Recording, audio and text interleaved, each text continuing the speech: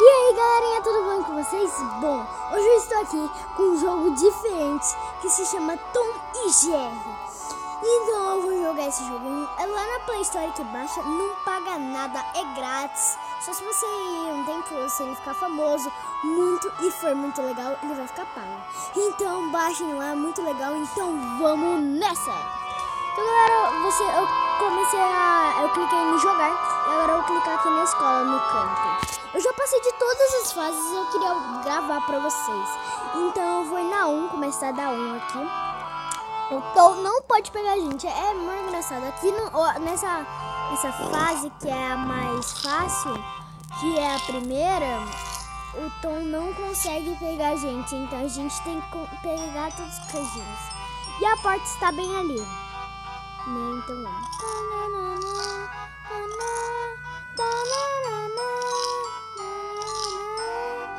Galera, eu fiquei sem gravar vídeo porque meu celular quebrou a tela e eu tô gravando com ele.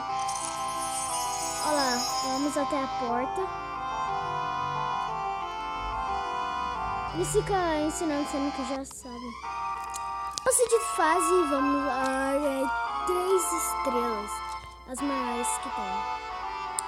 Então vamos agora na 10 pra ver se eu consigo, tipo, da 1 até 10. E esse daí tem um tom. Minha mãe que passou para mim, galera. Volta para cá, pega esse queijo, volta para cá.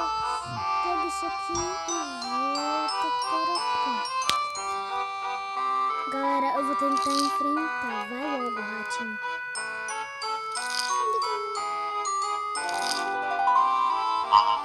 Ai, isso. Ai, cara, ele pegou a pimenta.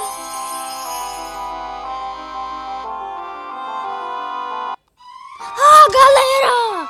Consegui passar da 10, cara! Nossa, mas com 2 estrelas, velho. Só porque eu peguei a pimenta? Fala sério. Vamos lá. Agora eu vou na 3, melhor.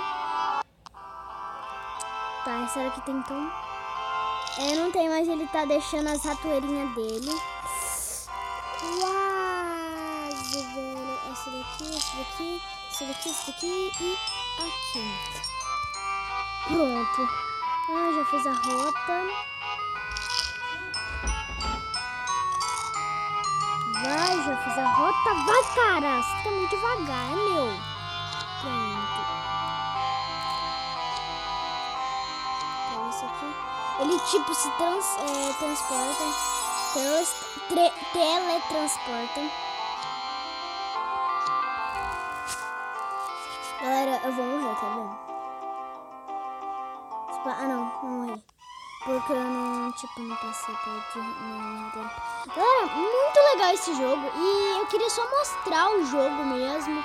Então o jogo vai ficando por aqui. Espero que vocês tenham gostado. E tchau, tchau!